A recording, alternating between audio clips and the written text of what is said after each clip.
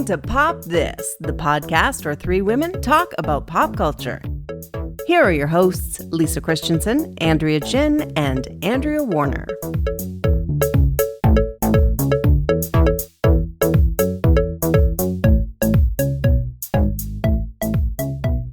Well, friends, I'm back. I'm back for a one-off episode for a little bit. And we're so happy to have you back. It's been quite some time. It really has. I know. Yeah. I know. I miss you guys. Just in the interest of me kind of constantly oversharing on this podcast and turning it into my own therapy platform frequently, at the expense of the two of you, really. I mean, what would we be without that, actually? Yeah, we don't even know. We wouldn't even know our bodies, you know? Yeah, and that's the other thing is, I have just talked so much about my horrific periods for so long that it kind of feels like this is probably not even going to be that much of a surprise to most people. Anyway, but yeah, so I'm off right now because I'm in the middle of a pretty significant medical emergency. I was diagnosed with endometrial cancer on March 11th. And I also, it doesn't end at the endometrial cancer. I also have a ginormous ovarian cyst on my left-hand side that may or may not be cancer related. We have no idea, and we won't know until I have surgery. That at last scan, 2 weeks ago from this recording, measured 16 by 17 by 11. Centimeters. And centimeters. Yeah, okay, Sorry, good. centimeters. Yeah. Centimeters. And so That's still quite large. Yes. Oh yeah. We're talking just Like an orange, almost, right? I think Bigger? more 16 than by that. 17 by 11 are we doing is more a like a cantaloupe? football. Oh, It's more like a football. Yeah, It's more like a football. Okay, Yeah. all right. And so then, and then the endometrial cancer, as it turned out, is its own mass, which is 8 by 5 by 3. And so I have two competing masses, just vying for real estate in a real Vancouver renoviction story happening inside my body. And I have to have a hysterectomy. And so it's a rush list, but I still ended up having to wait 4 weeks. So I have a surgery date for the last week of April. So I'm happy about that. And I won't know anything about the staging of the cancer or how serious that is or whatever. So I'm not really spending too much time in that world right now. But I will have the surgery. Apparently hysterectomies are really just beautiful gifts to people. I've heard once that. They have them, they're everyone's really happy once they've had one. So I can't wait. And I also can't wait to be rid of Spud, which is the name of the cyst, and Lil Spud, which is the name of the endometrial mass. So how did you decide on Little Spud versus Spud Jr.? And let me just briefly correct you. Lil Spud. So this is a Lil Sebastian. Lil Sebastian, Lil Wayne, Yeah. These are My mom had a dog that she always insisted his name was Lil Bear, and she always would say Lil Bear like Lil Wayne, and hearing my mom say Lil Wayne was just so funny every time. So R.I.P. Lil Bear. And I don't know, Spud came to me right away for the cyst, and then once I found out the endometrial mass, I was like, oh, well, I guess it's Lil Spud. And also, do you find it interesting that we don't know exactly what Kate Middleton's medical situation is, but I mean, I did feel like she kind of stole my thunder. So if you have to, it seems like you sort of have something in common at this moment. Definitely, I am going to be undergoing abdominal surgery. Mine, if all things go fine, I will only be in the hospital 2 to 3 nights. Oh, wow. She spent 2 weeks in the hospital with her abdominal surgery. So I don't know what she had. It didn't sound pleasant. And obviously we don't know what kind of cancer she had, but I am not a princess, literally. And I've also always been relatively public about what's going on with my various reproductive organs, especially here on this podcast. Just in the end, just the interest of destigmatizing menstrual talk, my drop in clots talk, so many good conversations that we've had over the years. I cannot wait to no longer require like any pads, and I can not wait to no longer worry about my anemia. Mm-hmm. Yeah, you'll be Like, a honestly, free woman. You are an amazing Absolutely. woman that you have found a silver lining. So I You know what? bow feel down to you. I bow down. Just be a free person, Yeah. like just having to, because I know that you've suffered while traveling. Oh my God, so much. Yeah. So Yeah. I can just No, it'll see be you great. being like freed from all of that and just deciding to be one of those people that is like, I'm traveling to every country in the world. See you in 3 years. Yeah, good luck with the podcast. This is my last episode. No, we'd expect you to We Yeah. want reports. We want, dial yes, in dial from wherever yes. you are. Yeah. Yeah. But anyway, so like this whole thing has coincided and overlapped and derailed things. Like obviously I wasn't really anticipating this, so it was kind of a bit of a hiccup to my world. And so just taking some time off of like everything, like I'm off work, I'm off the podcast. I had to step away from a really important book project.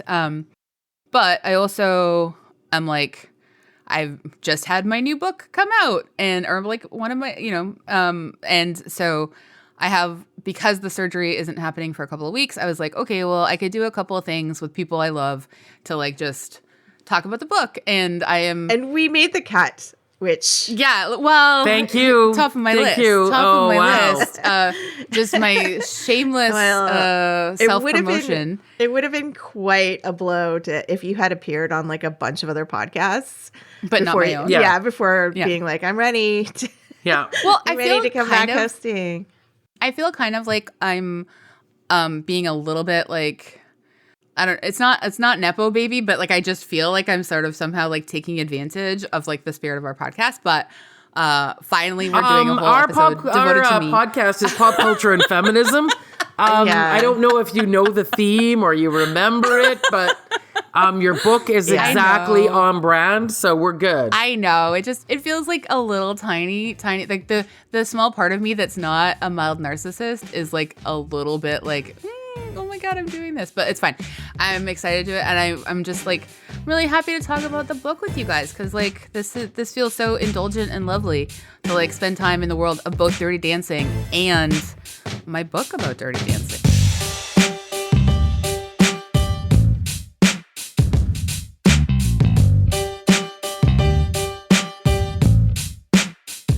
From reading your book, I understand that your love of Dirty Dancing started like early on.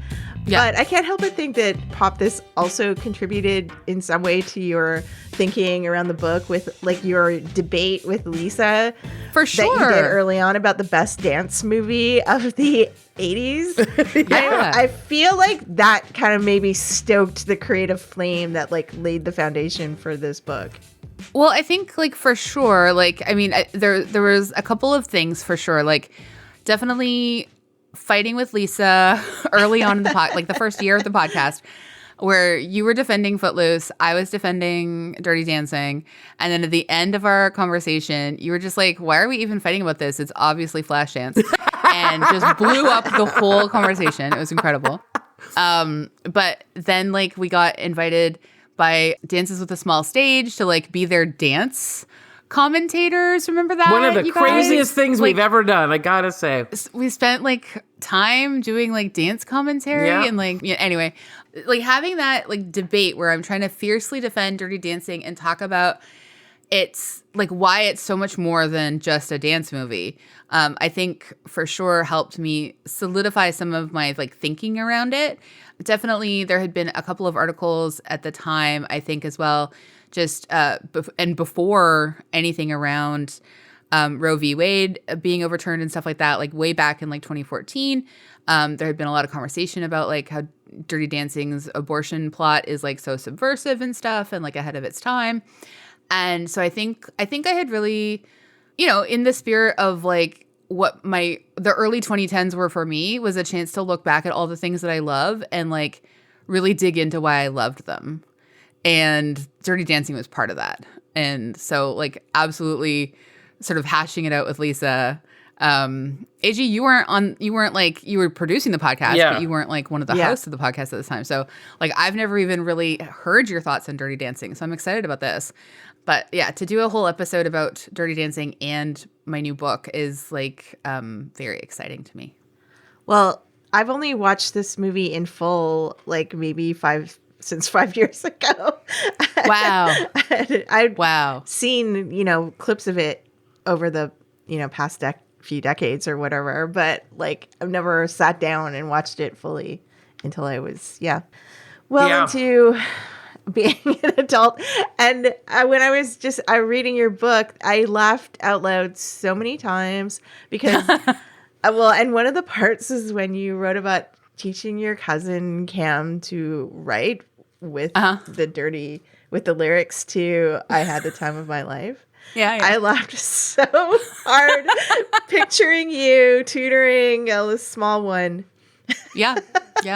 With Dirty Dancing. And like, who knew that decades later that you would be continued on that path, educating the masses now on Dirty Dancing.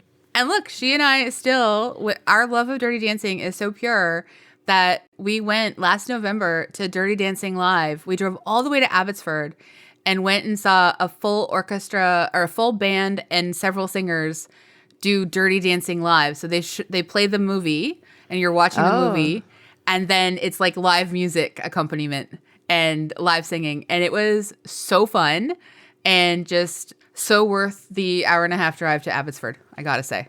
Wow. Yeah. Did huge everybody dress up? There was only a little bit of dressing up, like not a ton, but it was an enthusiastic crowd. Like it was in the Abbotsford Event Center. It was in a That's quite a big place. Yeah, that's quite a big place. It wasn't fully sold out, and they didn't have the whole thing open. They had like blocked off like maybe a third. So it was only 2/3 of the stadium, but it was still a huge crowd. And I was just like already thinking like, oh my God, how am I going to get my hands on this mailing list so they can find out about my book? But didn't, not yet. So maybe one day though, I'll be able to convince the people that put on the show to just sell me their mailing list so I can force my way into the inboxes and lives and hearts of all these people who went to the show with us. I have to say one thing though, that I feel like there are a lot of people, you know how like you see something or you experience something and you recognize what it's about and then you ask someone and they've got it completely wrong. You made a very good case for this being an abortion movie. You know, you didn't just say it. You defended it. You have all the work there. But I still think the fact that the Abbotsford Center put on... For sure. They were not thinking, this is an abortion movie. Absolutely not. And I mean, that's kind of the genius of Eleanor Bergstein, right? Like that's like, and that's kind of one of like the stealth geniuses of the film is if like you hide a very important political point and make it the crux of the action. And then you can put so much other stuff around it that people are just like, oh, I never thought of it that way. They've just been watching like a romantic summer fling dance film for decades. Yeah. I was fascinated to read the quotes in your book from her that talking about how she deliberately had to hide that storyline sort of, and she wanted to put it in a movie that would be like a big pop culture movement because she felt like that's the only way she would reach lots of people. It's just so fascinating because like you never hear Dirty Dancing talked about as an abortion movie. No. Well, I think you have in the last 4 years, like for sure in the last few years, especially with Roe v. Wade being overturned, like people have started to talk about it as a abortion movie. But I mean, Eleanor Bergstein was talking about this. There was they did a big screening and a fundraiser for reproductive justice in New York that Jezebel reported on and did an interview with her, and they did a screening of the film and stuff like that. And so she talked about that a lot in 2014, and it's a really interesting interview, and I think I quote from it a lot where she talks about it, but just like the fact that she had lived through there being no rights around no reproductive rights for people. She knew that it was tenuous in a way that I had never understood. I honestly, truly did not understand how tenuous it was. Even as I went to events like Rock for Choice in Vancouver, and like, you know, I did all of that stuff in the late 90s and early 2000s, and I would go out and support, but I never actually, I always thought I was just like reaffirming like what we already for sure exactly had, that. Until very recently, with what's going on in the United States, it really, it surprised me. It surprised me too. So I just didn't, it's a shocking time to be watching. It really is. I shouldn't have been as surprised as I was, but I was. And I think that's a really good lesson to sit with. Mm-hmm. It has been for me the last few years, and to be thinking about it in that sort of broader lens too, of just like, if everyone deserves affirming healthcare, you know what I mean? And like abortion is healthcare. And so I really feel just so strongly that this is sort of one of the things that we get to be talking about a lot more right now, and we need to be just showing up in all the ways that we can show up. And like this book is a very fun way to show up because I get to talk about Dirty Dancing, and I also get to talk about like why things that get dismissed as like lowbrow or like a girl film or get dismissed all the time, why they have so much more social and political relevance than people want to give them credit for. Yeah. And so you kind of touch on this in the book at the end, but Jennifer Grey is like working on a new reboot of Dirty Dancing. Like, in this day and age, like, what do you think this movie is gonna have to say? Like, do you have any thoughts on that? Well, that's kind of one of the things that I'm glad Jennifer Grey's involved.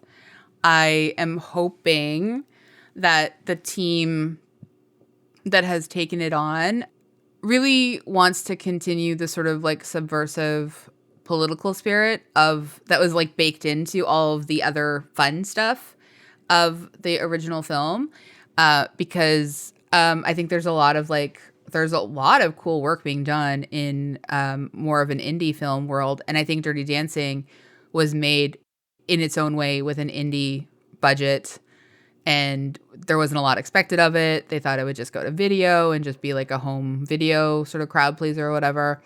They're hoping that much for it. And I think if the writer can actually commit to like their values around this, then we'll see something interesting. But if it's just like kind of just paying like a little bit of lip service with a big misunderstanding of what made Dirty Dancing so good, then we're in trouble. Because I think that's what we're seeing, like the made-for-TV movie version of Dirty Dancing that is I think you made your point in the book, how much you hated that. Yes. It is honestly such trash. And like, I cannot encourage everyone enough to like just never watch it. Or if you do, go in knowing that it's trash and like try and take your fun where you can from that. But like, fundamental misunderstandings of what makes the movie good are going to be the things that could potentially derail a sequel, you know? So that's like my big worry. But I feel like Jennifer Grey is actually like extremely smart. Her memoir is very good. If she's on as an executive producer as well as like a star, then she has a lot more influence. And I'm hoping that she sort of wields that influence for good. It's a peculiar thing to want to add on to, because one of the things about the movie is that it is such a time and place movie. Like, it's just as you're pointing out, the baby is about to make this transition into full adulthood. It's just before the 60s are really going to take off. And, you know, like it still feels like the 50s, even though I think it's 1963, you said it's set? Yeah, 1963. So it still feels like the 1950s, especially the clothes, the attitudes. You know, women are going to start feeling better about themselves. Her sister's probably going to go through quite a transformation. Like there's, I think so too. Her, probably their mother too. Like everybody is going to be affected. It's going, like everything's going to change. And so the movie itself is such it's like a photograph. Yeah. So what do you think happens to Baby after this movie ends? I do think she goes to the Peace Corps. Yeah, I think so too. I think she ends up becoming like an activist lawyer and having an extremely wonderful sex life for the rest of her days because she knows about enthusiastic consent and she is able to live inside her body with a confidence that she previously had not known. Or she peaked with Patrick Swayze. No. And I she's refuse to always believe been it. trying to chase that No, one I night refuse. down. I believe so much that this movie makes the case for the beauty of brevity and how people can come into our lives and really help us in our sort of iteration to becoming the next version of ourselves. And then that's okay. That's what they're there for. And then we can go on and like we don't need to be beholden to these like concepts of forever. And this is another thing that I love so much about the movie. So that's why my hope, genuine hope, is that Baby and Johnny are just like people who never ever cross paths again, but I always have this like very special love for each other. This is making me think about past lives. I was just gonna say we're gonna fight about past lives again, aren't we? Yeah. I mean, I gotta say, it's a very big ask on a young girl's psyche. Like, I mean, we saw her, you know, jump into maturity very quick in this story, but to be able to compartmentalize this experience with this unbelievably, like, you know, not a spotty boy in the back of a car or something, Sure, right? sure, I yeah. mean, this is pretty gangbusters. And so she's just going to go home and just say, well, that was a special moment and I'm a lucky gal. Like, really?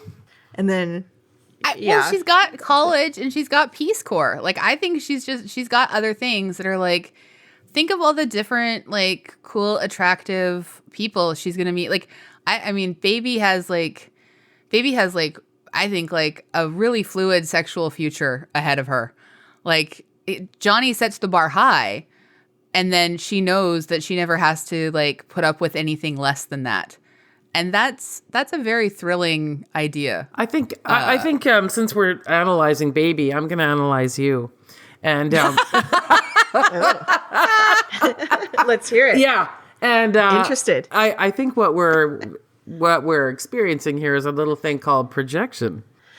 I mean, probably fair enough. Like, I mean, that's like, I've always wished that that's something that we had sort of grown up with a little bit more like understanding of, because like, I feel like, and this is something like I talk about in like, I've talked about in like one of my other books in the past, is just like this idea of forever is so damaging to young people because we know that forever is kind of a fantasy. Like the idea of forever takes so much work and it takes so much compromise and it takes so much.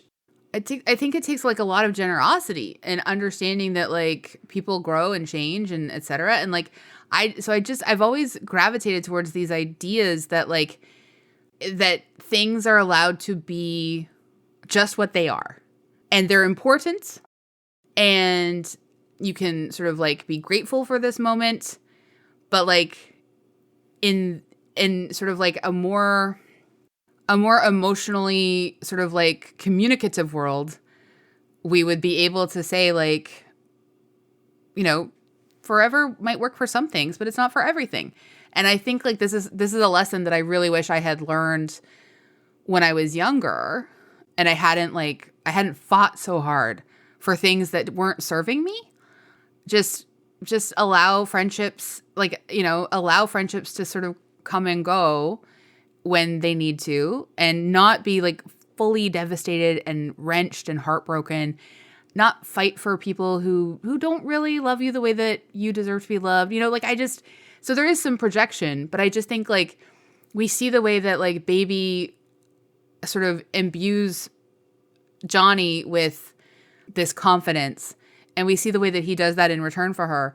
And, you know, we see a genuine partnership happen in the space of such a short time, but like it's a very idealized world that they are in. And that world cannot necessarily, like, that world is the perfect setting for them to fulfill those needs in each other. I don't know if the broader, realer world is a space where they're going to be able to like make that work. But see, you're more like, like we talked about, let's, you know, relitigate past lives. But there was, we've done this before with Fleabag, right? Yes, yes. You know, and I would argue that Fleabag was not content to say, hey, I had a really good time with you, sexy priest. You know, I hope we can compartmentalize. No, she wasn't, but that's like yes. the tragedy of it. But he understood. Well, he has a particular calling, so that's different. But I still think that people crave that forever. I'm sorry, I do. I think they do. I think they have to watch enough rom-coms to see how awful dating can be. That they're just like, okay, fine, I'm resigned. You're not perfect, but at least I don't have to go on an app. You know what I mean? So I don't want to derail this conversation. I want to get back to talking about the book in a second, but I will just say that another 80s franchise that rebooted was Karate Kid.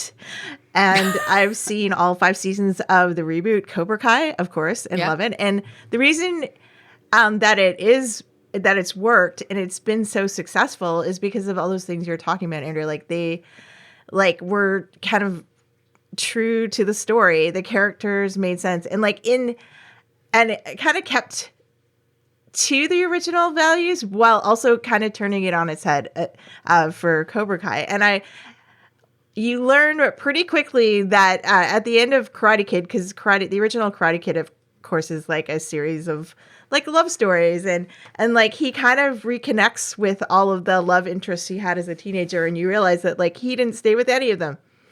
They were just like passing teenage fancies. And like he's actually turned into kind of a, you know, not the most likable person. And the bad guy, you know, Johnny, has kind of turned into a more sympathetic person.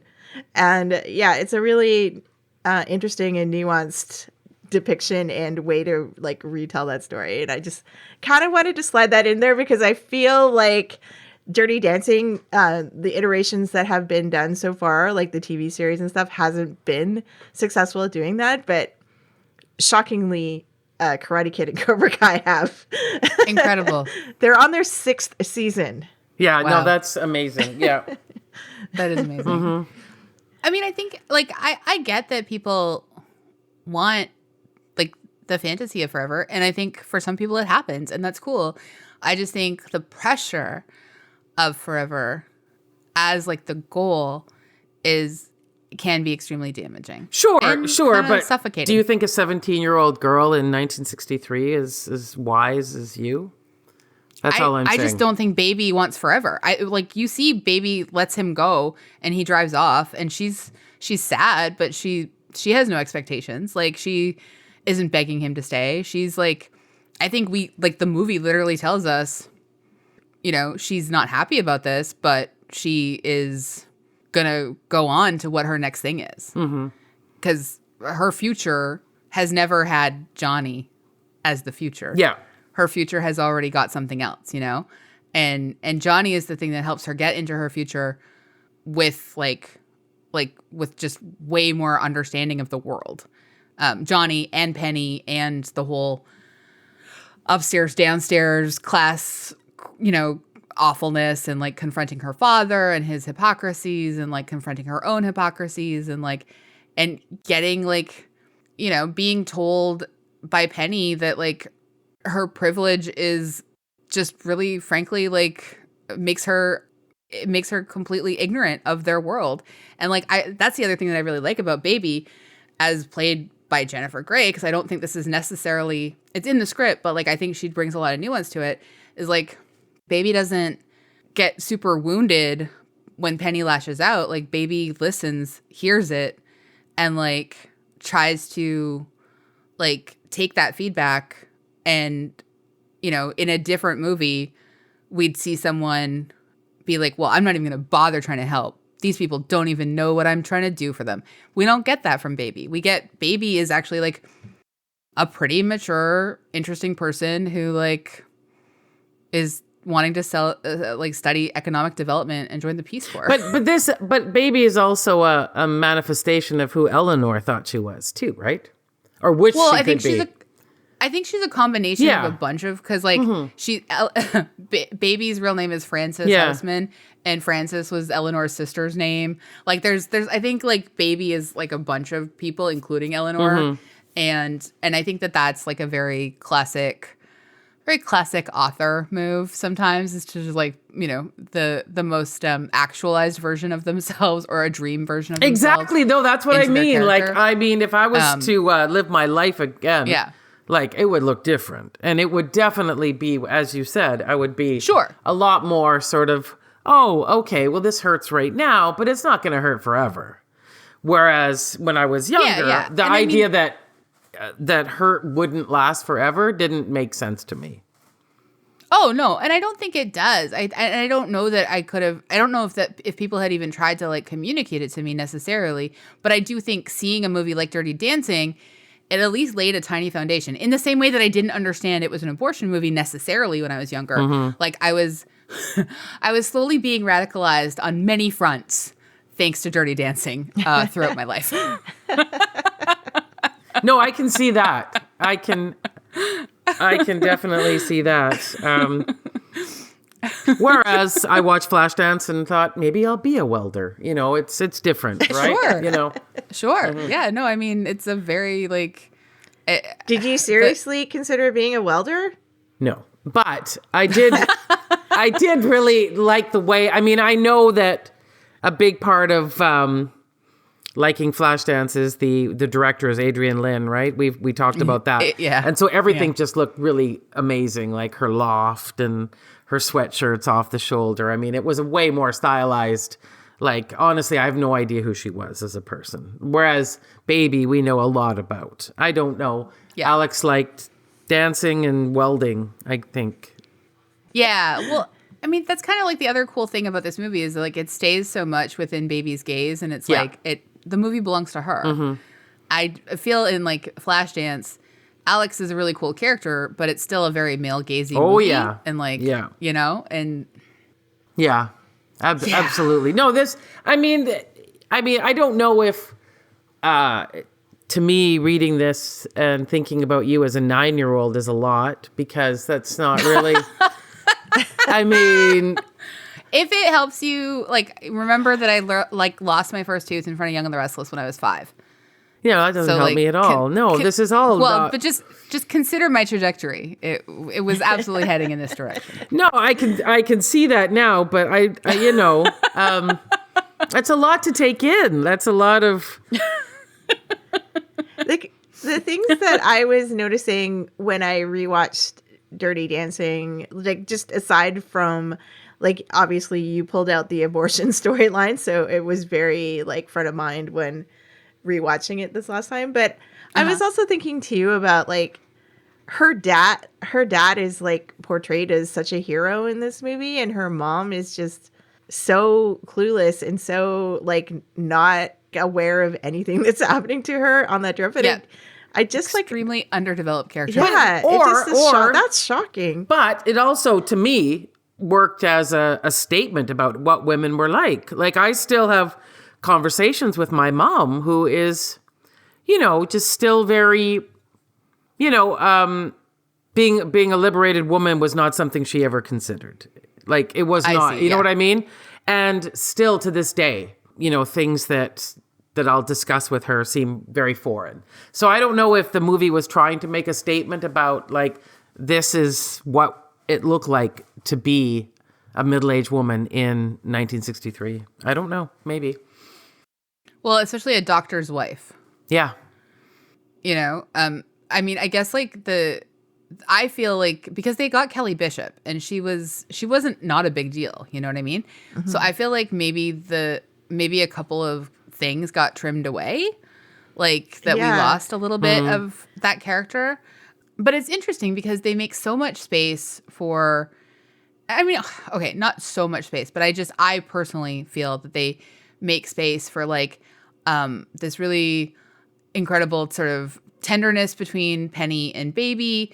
That we have this moment between Baby and her sister Lisa after they've had this like sort of real friction and this competition throughout the movie.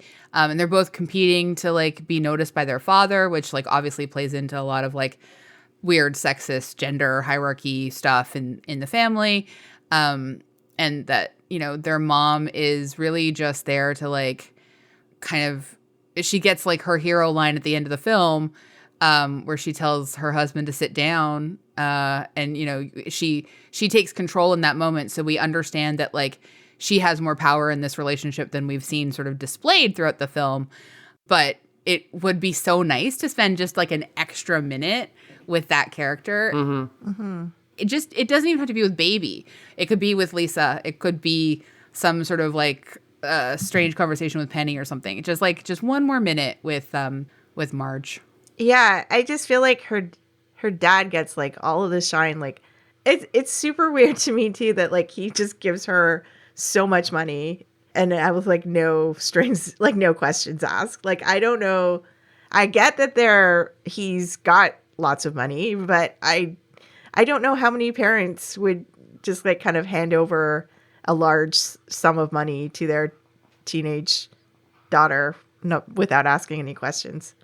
Well, I mean, you know, 1963, she's like such a good girl. She's never done anything to disobey him. Like she has this sort of like activist heart and he thinks that she's just this one thing. And like, I like the spirit of that because I want to believe that kind of relationship seeing that relationship depicted has like a certain value to me just because I was so close to my own dad. And like, I feel like if I had asked him for money for like something that I felt I had to like keep secret from him, like he would have tried to, like, not that he had money, but like he would have tried to come through if like I was really desperate or whatever. But like, I also very much sort of appreciate that they also quickly show the fickleness of his affections are so, I can't think of the right word right now, but like it's basically like, okay, well, I will love you and support you as long as you behave in this one way. But as soon as my like perception of you is compromised or you're like exhibiting any flaws at all, then I'm going to like freeze you out and suddenly pay attention to your sister. Like there's so many screwed up things in that particular dynamic, but like I have seen it play out in families and I just think it's extra fascinating to me, all the like gender dynamics that are happening in this movie that like it's probably foreshadowing what her life would look like if she married one of these guys. Oh, 100%. Right? Asking for money, having no ability to make your own, you know, trying to keep some autonomy by not explaining what it's for. Turns out it's actually to surprise him with some new golf clubs, but whatever. Everything's so conditional on like this level of perfection and this performance of perfection. And I think like that's like a lot of what this movie is about. It's just like this performance of perfection and the conditional like aspects of class constructs. Do people still go to these camps? Has that like... I looked into that and apparently they've really kind of almost like at the end of the movie, they talk about it, how like those kinds of places where Jewish families in particular used to go for summering and their holidays were kind of going out of fashion because people wanted to start traveling to Europe and going to like outside of America and like not spend the whole summer with their families and their friends of families at a camp. And so a lot of these places are kind of like they exist, but they've fallen into disrepair because they're no longer operate. But yeah, that's quite fascinating. There's like a handful of them all over that part, I guess, like the Poconos. I remember them going in the Marvelous Mrs. Maisel. Yes. That's what made me look into it when I was watching The Marvelous Mrs. Maisel. And then I was like, wait a second. This is like the same kind of thing that's in Dirty Dancing. And then I was like, hold on a second. Like, what is... And then I kind of realized at that point that Dirty Dancing was about a Jewish family, which I had never registered with me before, like the first time I watched it either. Mm-hmm. And that's just because of the Marvelous Mrs. Maisel tie-in. Yeah. Yeah. But for its time, that kind of summering doesn't look bad. Like, no, but there was, I think but in the Marvelous Mrs. Maisel, the husband would come back for the weekend, right? Like they would stay there for the week. Right. Yeah, and then they would come back on the weekend. Yeah, I meant like if you were a kid. Yeah. If you're like a kid. A child, not Yeah, exactly. It seems fine. I never went away to summer camp at all, but when I got older, I was like a chaperone at for like 1 week, 2 summers in a row at a leadership camp for this nonprofit that I taught writing for, and we had to fly all the way to Ontario and then take a bus to cottage country. And it was wild I had never done anything like that. I didn't know anything like that really at all. Like, it was just completely not an experience that had ever been available to me. I also had never really liked doing sleepovers when I was a kid either. Like, I preferred being at home in my own bed. And so being a chaperone when I myself was only like 22, 23, 24, and the kids were all ages like 15 to 20. So we were kind of close in age, frankly. But 4 years is enough at that point. If you're 24 and you've got a youth who's like 20, weirdly enough, it's enough of a gap to sort of still give you some authority. But like, I just remember it being... That's smaller than the gap between Baby and Johnny when you think about 100%. It. Yeah, for sure. Yeah. But it was very weird to me to like just feel like I was in like a Dirty Dancing like setting, but like and the kids would have dances. And like, this was early when like twerking was just coming to be, and it was kids from across Canada and some kids from New York all coming together, and I just remember being like, wow, what is? I'm really chaperoning my own Dirty Dancing. It really felt like I was chaperoning a Dirty Dancing like. How do you do that? Teen prom. You just like try to make sure that like penetration is not visibly happening in front of you. Like, that's fine. It's fine. I remember this is a long time ago. My friend was dating this guy from Colombia who was a dance teacher. And he was telling us that the really big reason why there's so many like lambadas and all these kinds of dances is because of the heavy influence on Catholicism on the lack of premarital sex. Like, absolutely no. Yeah. So what you're doing is getting it all out on the dance floor. And I thought, wow, that's amazing. So he said, look, I'll show you some of the popular steps like we do. Uh-huh. And so he is very handsome. And he put his hand on the small of my back and pulled me into him, and then looked in my eyes, and I went, yeah, no, I'm out. Like, there's absolutely no way that I can do this. Like, none. This is way too much for me. The intimacy was just a lot. It was so much. And I mean, I can definitely understand what he was saying. Like, it could replace something, because in my books, what we were about to do was have sex. Like, that's the next logical step that would have happened. That's so interesting, because like you're saying, it's like starts from this place of like very conservative thinking around dancing and it's like rebellion or whatever.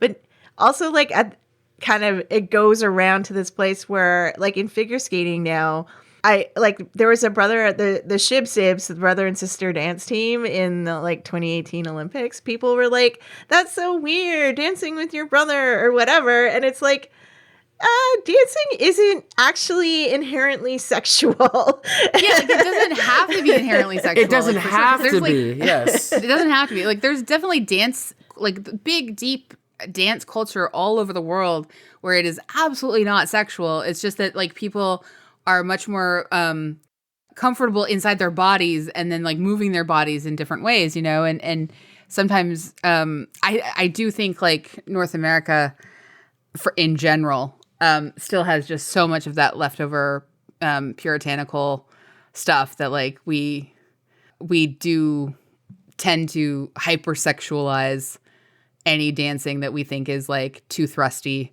or too pelvic or like too intimate, because like we just don't have that level of comfort with intimacy. I'm not sophisticated at all. Like I am zero. Yeah, well, I mean, it's just quite common for there to be like sibling pairs and dance partners in figure skating. I will say in figure skating, it did always freak me out if I saw a sibling pair where the brother had to lift his hand and basically she straddles it in her groin. You know what I mean? Like she's on top, like her hand is on his hand. I don't know if I've seen that. It kind of looks like where she's like, it looks like if he slipped his fingers, he could be like, you know what I mean? That's like not a thing. That is a thing. It is absolutely. I've seen the move. I don't know what it's called, but like it looks like it could be. It looks like it could go wrong real fast. And I have thought, I don't know. Like I've never had a brother, but I don't think I would want to do that with him. No, well, they don't. The good news is that they don't. This is something you're like. I'm fighting this uphill battle. You're not hearing what I'm saying. I'm hearing what you're saying is that like incest is not a typical side effect of pairs figure skating. Yes, that's what I'm trying to get. That's what you're trying. Yes. Yeah. Yeah. Okay. I get it. Yeah. I get it. Yeah. I get it. And probably it's not of like other competitive pairs dancing either. I have to assume that it is like a lack of sophistication on my part for sure. Oh yeah, I have none about that. No, it's just like where I'm just like, wait, you want me to make prolonged eye contact with you while we thrust? And yet you are both cool dance commentators. I love to talk about it. When I see people like do like tango and things, like it's too intense for me. I'm very impressed. I don't mind being a voyeur. The smoldering I'm of it is saying, just too much for me. I can't. I like to watch. I don't think I could do it. Like I That's don't think the pull I would be quote for this episode.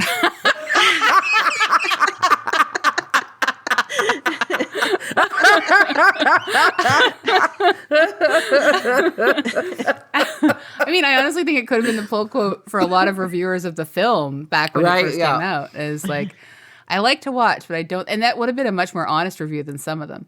Yeah. I like to watch, but I don't personally think I could do it.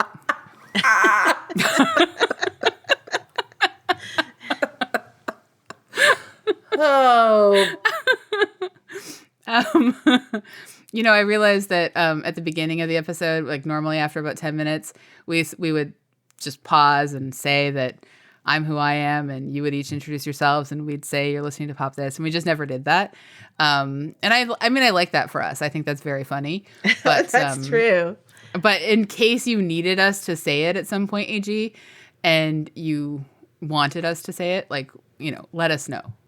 This is a very special episode of Pop This. Very special episode. Yeah. Or I could just lift one of the hundreds of other examples of us doing it and put it in. Of course. Yes. Or of course. I could go to my AI machine that I'm slowly gathering all your voices like for the past 10 years in. So I could have examples of you saying literally anything. Excellent. Oh, good. Honestly, I would love that because I actually can almost never remember things I have just said off the cuff. And so I could have really wild quotes attributed to me. Just in a lot of trouble. Just feed in your voice into the AI robots. And then we'll have to be all Prince Andrew and go, I don't recollect saying that. I don't. Let me check my calendar. Yeah. Let me check and see what's going on. I mean, this is like the awkward part where we come to the part where I would normally ask, like, does whatever we've talked about pop? So you have to now tell me if you liked my book.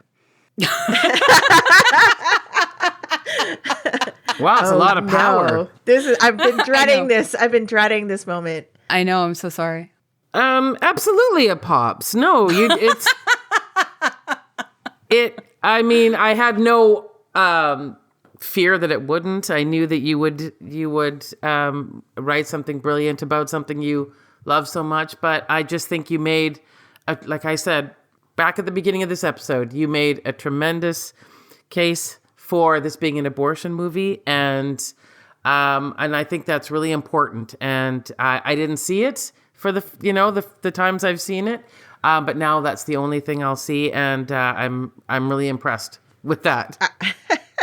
I 100% agree with what Lisa just said, but also want to add that the book is extremely funny. Like, yay! Laugh out loud. I appreciated you breaking down the soundtrack for each song too. Yeah. Like, I really appreciated that. In spite of sort of, the seriousness of some of what you're talking about, it is laugh out loud funny in many places.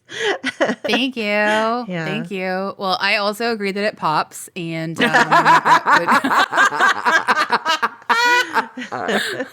pops all around. Yay, team. And also just like, it was really nice to like do this again. And like, I'm sure I will be back as soon as humanly possible. And we will be really, so overjoyed to have you back on a regular basis. Yes. Thank you. I will be too. I will be too. Like, turns out I'd rather do the podcast than have cancer. Just a heads up, guys. Okay. That makes us feel good. Yeah. There's a That's reassuring. There's a bunch of things I'd definitely rather do than have cancer, but it's hopefully I'll be back like very soon. But after the surgery, I'm supposed to take 6 to 8 weeks off of whatever I'm doing, so it'll be a little bit before I'm back. But I'm sure you'll have like so many fun guests, and so many of our friends will come and hang out, and like. Yeah, it'll be nice. Don't try and sell it like it's going to be great not having you, because it's not. It's going to not be. It's like, is this that thing where your parents get divorced? And they're like, hey, good news and bad news. The bad news is we're getting divorced. Yeah. Good news is you get 2 Christmases. Like, that's not what we're doing. Yeah, honestly, that's exactly what this is. Yeah. Like, I won't be here, but think of all the friends that are going to fill in. It's going to be great. Think of all the new friends we're going to make, Lisa. No, I know. This the journey. It's all the journey.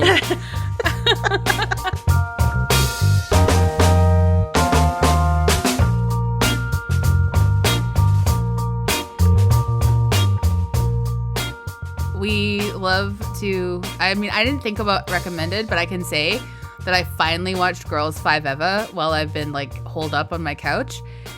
God, that's good. And I really hope, like, if you do it without me, that's fine. But if you save it for when I come back, I would love it. Cause like, I could talk about that show for so long, and I want to watch it like 4 more times. And it's I just think it's funny. It's so great. Yeah. It's so great. Yeah, I definitely will save it for when you come we back. We will, yeah. Cool. Yeah. It has been such a joy for you. I'm going to recommend Shogun. I don't know if you guys know that yes, on Disney Plus. Yeah.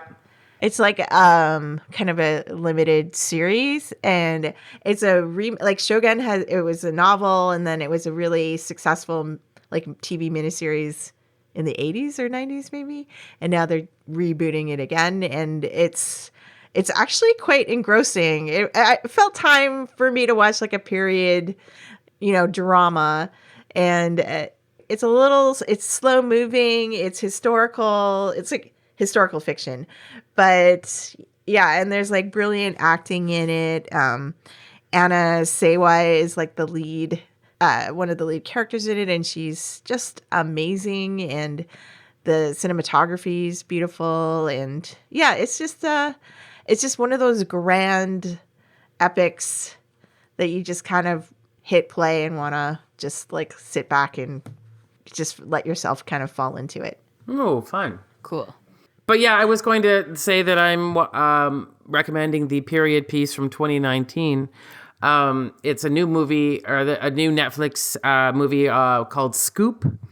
And it is about the disastrous Prince Andrew interview and about the journalism team. Oh, I thought you'd be all over that. Yeah. Oh, the night I got home, right when it just came out, I was all over that. So it was excellent. It is really great. And it really goes to show like the tenacity of, and I want to get her name, McAllister, I think it was. The journalist. So it's really three women that made it possible. And it just, it's just a fantastic bit of filmmaking. It's I mean, what do they call it? Like a journalism procedure. So it moves along really quickly, but I'll never get bored of talking about that interview. I'll never get bored of watching that interview. I'll never get bored of thinking what he thought was going to happen during that interview. I'll never get bored of saying, "Oh no, it wasn't a dinner party. It was a shooting party." So I mean, all of those things. All of those Incredible. things. And anyway, I highly recommend it. Awesome. Well, so many suggestions for everyone. My God. If you would like to tell us what you're watching or recommend that we watch something, you could always email us at popthiscollective@gmail.com. You could rate and review us 5 stars. 5 stars. And yes. We just want to thank Andrea Warner for being with us today to record this very special episode, because we know you have other things on your mind, and we just love having you on any episode that we can have you on. And so, yes, really appreciated that you made the extra effort to do this tonight. Well, thank you for indulging me in just talking about my own work for an hour. Well, and also that I mean, I've known you so long, and during all of this time that I've known you, you are writing books. I'm literally going to go lay on my couch and just doom scroll on my phone for an hour. So I just want to say how very, very, very impressed I am at how hard you work and what you make. Thank you. That's nice. Yeah, you did not sign my copy, by the way. Oh, sorry. Mine isn't either, by the way. I will fix that when you... Wow. Oh, okay. Well, I mean, you're I both know. just going to have to come back over again, and I will sign your copies. Thanks, everyone. And Thanks, everybody. we'll keep you updated. Thank you. Bye. Bye.